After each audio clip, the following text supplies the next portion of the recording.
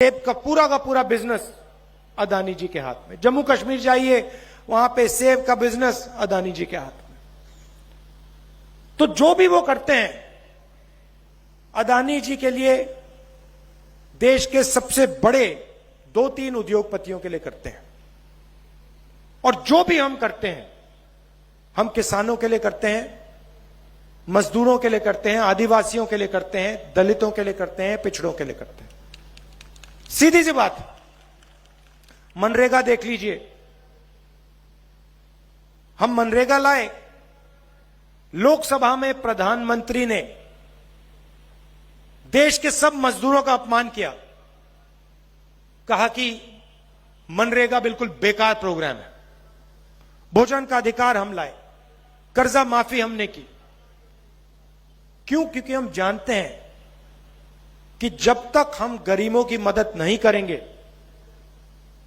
कमजोर लोगों की मदद नहीं करेंगे, तब तक यह देश खड़ा नहीं हो सकता, यह देश प्रगति नहीं कर सकता है।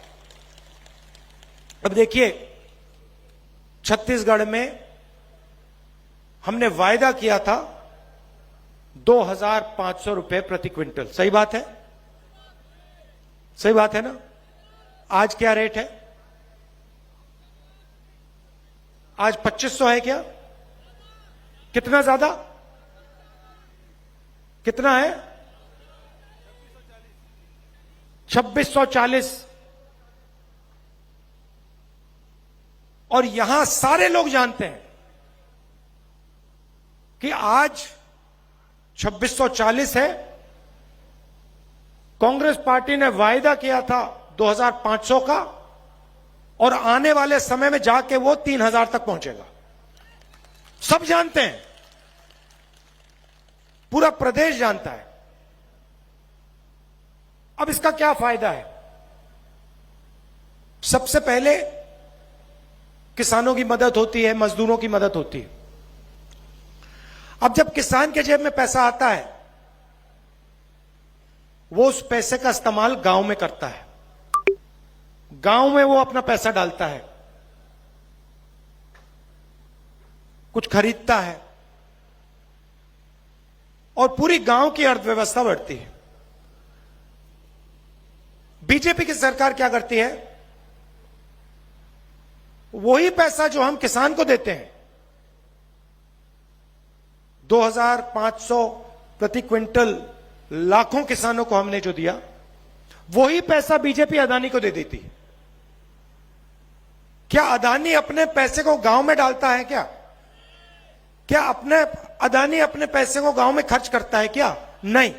अदानी आपका पैसा उठा के विदेश में, लंदन में, अमेरिका में अपना पैसा खर्च करता है, बड़ा मकान खरीदता है, बड़ी बड़ी कंपनियां खरीदता है। तो हम जो काम करते हैं आपकी अर्थव्यवस्था को चलाने के लिए करते हैं, आपकी मदद करने के लिए करते हैं। बिजली बिल हमने हाफ क्यों किया? बिजली बिल हमने हाफ किया, आपके जेब में पैसा आया, वही पैसा जो आपने बचाया उसको आपने खर्च किया। कहां खर्च किया? गांव में खर्च किया, गांव की अर्थव्यवस्था बढ़ी। छोटे छोटे शहरों में खर्च किया, छोटे शहरों की अर्थव्यवस्था बढ़ी। तो यह हमारी सोच है।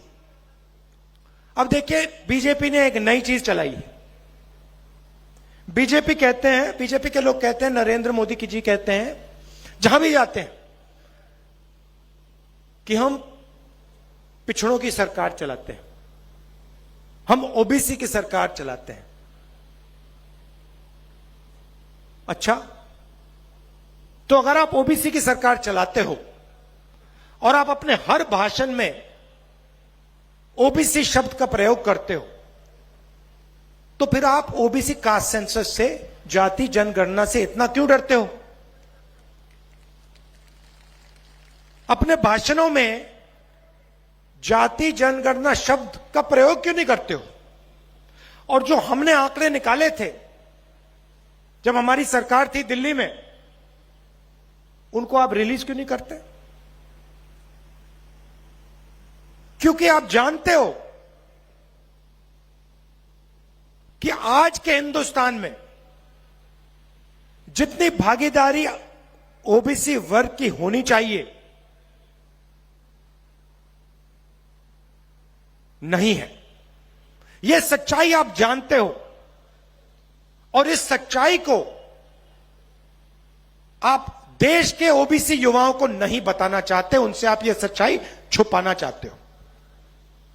भाइयों और बहनों, पार्लियामेंट में मैंने भाषण दिया, जाति जनगणना का भाषण था, तो मैंने आंकड़े निकाले। मैं आपको एक उदाहरण देना चाहता हूं। नरेंद्र मोदी जी कहते हैं ओबीसी की सरकार चलाते हैं। यह आंकड़ा आप सुन लीजिए, और देश के सब ओबीसी युवाओं को यह सुनना चाहिए, क्योंकि आपके भविष्य की बात, आपके रोजगार की बात हो रही है।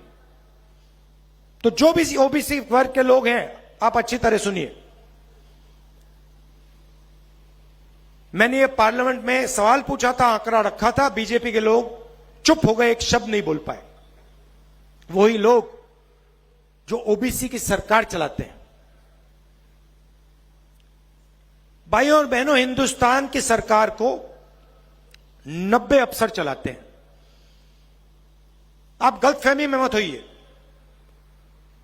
लोकसभा के एमपी, राज्यसभा के एमपी सरकार को नहीं चलाते हैं। हिंदुस्तान सरकार में 90 आईएएस ऑफिसर्स हैं, जिनको secretary to government of India कहा जाता है, कैबिनेट सेक्रेटरी कहा जाता है। ये सरकार को असलियत में चलाते हैं। सारे के सारे निर्णय ये लेते हैं।